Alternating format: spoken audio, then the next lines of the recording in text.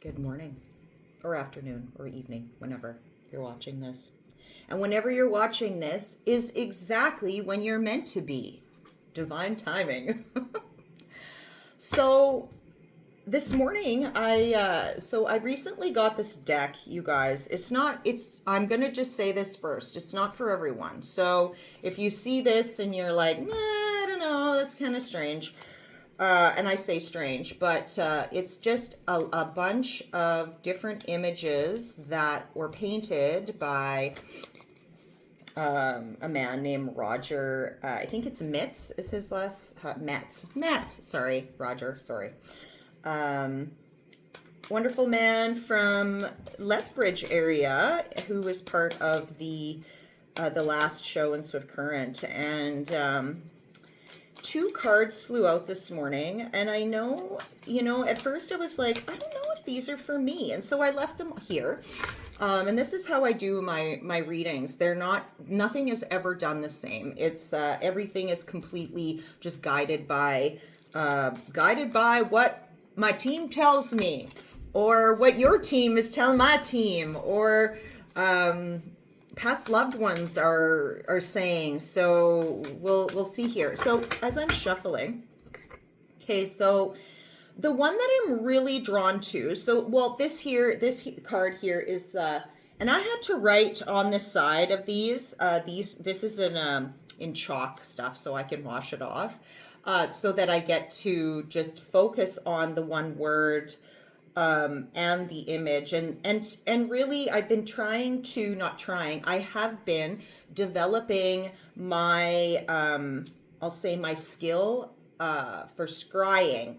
And what is scrying? Scrying is really looking like, for instance, here, you guys, I have this wonderful skull. I don't usually buy anything like this, you guys. I don't. Anyone who has been to my house, I've got trinkety things and such, but not larger crystal pieces.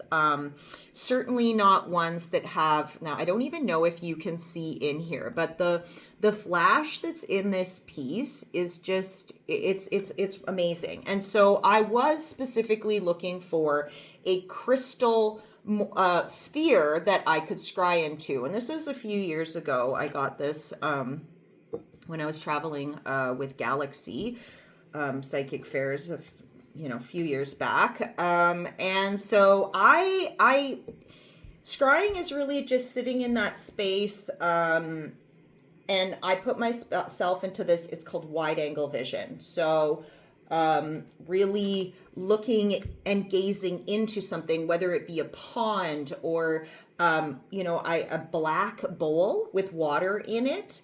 We scry into fire, into the sky and the clouds. Scrying is just there's different things that we can scry into.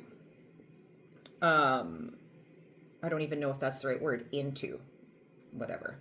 So this is the one that I was really pulled to today, and I'm going to here and see the word here. So here the word, and this, I don't know why I'm going about it this way today either, guys. This is how I'm guided too. So Vimesha is the shaman that he's pulled through in this painting, and the word here is consummation. And when I first saw this, I was like, okay, when we think of, to consummate, what the first place it goes to is like this old word, to consummate a marriage, right? To make love to your partner, to combine two to one. That's crazy. The word here is flesh. 2 to 1, 2 into 1 flesh. I hate that fucking word, you guys. I could tell you many reasons why I hate that word, but we're just gonna leave it at that right now. Anybody else hate the word flesh? Anyway. So the consummation. Let's look at this only on an energetic level. Two becoming one, combining, okay? So what are you choosing to combine your energy with? Because this is important. And you know what? We can take it a step farther into that, the energy exchange that happens when we are intimate with someone. And I don't just say intimate, because there's all different types and levels of intimacy. But let's just talk about it. Let's talk about making love. Let's talk about, is it making love a lot of times? No. A lot of people don't even know where to go with this idea of, quote, making love. It's what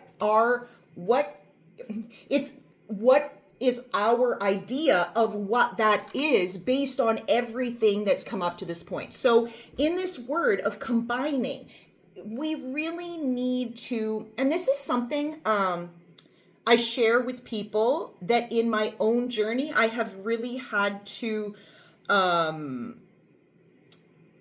into those dark spaces, we'll say, of shame, of hurt, of, the word here is, I don't know, this is a weird word, defile. But basically, to be put in this, to work through these dark places of shame and what others have, maybe we have been a victim to something, especially in a sexual nature, that creates these feelings within ourselves that are connected to that idea of, quote, making love. So how do we get to this place where the combining of these energies is of love, when we don't really, we're kind of detached from what it is even for ourselves? And so,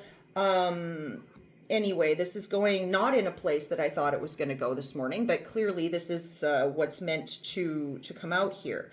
And when I'm seeing this now, looking over, it's saying harmony and recycle.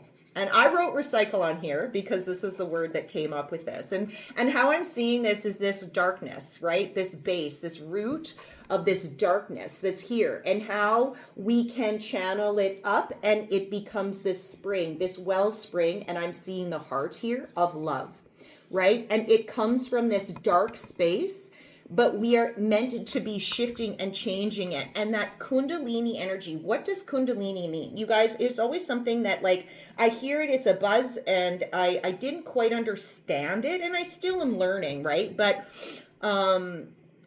in opening up the channel, the energetic channel from the root and all the way up to the crown and beyond, when we put ourselves in this space, when we live in a space of clearing the energetic centers that we have all throughout the body, whether you use the word chakra or not, we have energy centers in our body. And so when they are over or underactive, they can play a part in our body, mind, spiritual connectedness, our outlook, our everything, the way we feel, you name it. And so it's really important when we're in this space of this, when I'm saying this consummation of combining our energy with another, it's really important to be aware of how we feel within our own body.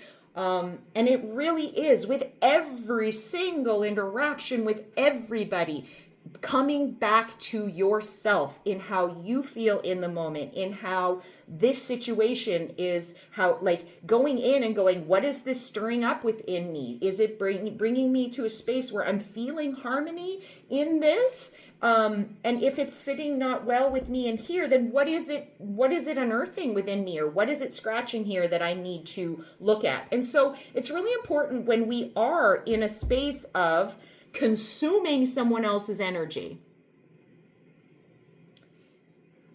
be aware of that, because, and there is something to learn regardless, I say, of like lower vibration or higher vibration frequency. We have things to learn from both of those. But where do you want to be?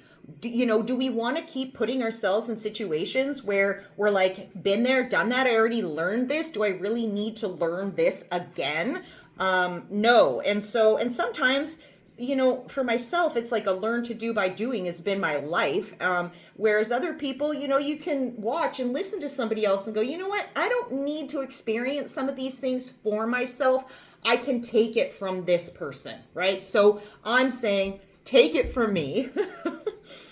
When we are going in a space of combining our energy with someone else's, and especially when it comes into a making love. Think about those words, making love, and what really does the word love mean to you?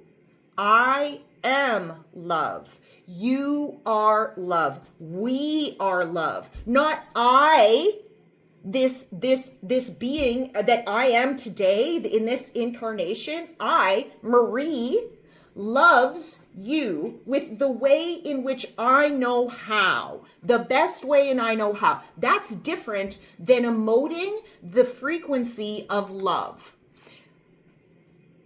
I know you guys are following this. So when we are sitting in this space and bringing ourselves into this we're going to go into this channel of love and clearing. Know what you're getting into when you're going to combine your energy with somebody else, even in that space. And I know this maybe I'm going to pull up here in the book because I love reading in the book too. And Roger has such an amazing, like the way that he describes things is just in another level that I really connect to. It's not fluffy. It really hits, makes you think. And so I'm just going to read part of whatever's jumping off here. It says, Vimisha shaman asks you to make some space and time to let go of constructs through the creation of a conscious divorce or a separation ceremony, whereby you agree to let go of obligations that no longer serve you. Typically, consummation is the event where a marriage agreement or a contract between two individuals is confirmed in an act of lovemaking. However, consummation is more than physical intercourse. It's a contractual obligation where one gives something of themselves to another. It could be through marriage, event, job, or even a belief. We give ourselves up in consummation. We create a contract and an obligation to that thing. This obligation takes up space and energy and influences the dreaming of all those involved, blah, blah, blah, blah, blah. I don't mean blah, blah, blah. It's great, but not, you need to read. Okay, focus on the question. What contracts are diverting me from my original dream? So what contracts, what energetic contracts, whether they be energetic or actual, like literal contracts, that you need to release. And now I'm going deeper here. And you might even set free uncompleted contracts. Now this goes into soul contracts. I've been dealing with in my own life with soul contracts for, especially in the last 6 months to a year.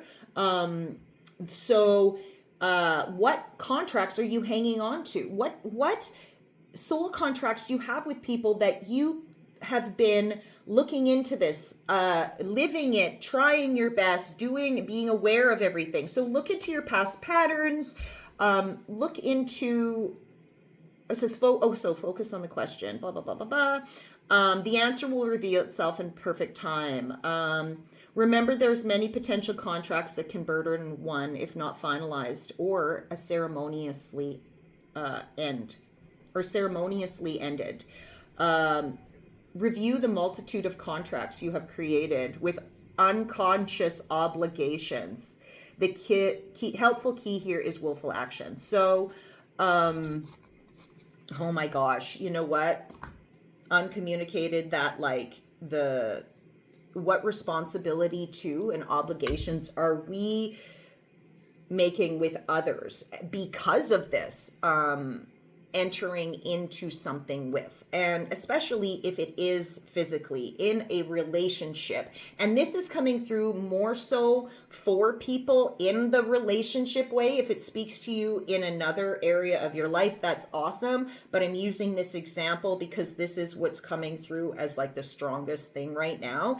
And really thinking about you and being aware of what frequency and what where you're at when you are entering a new contract with someone.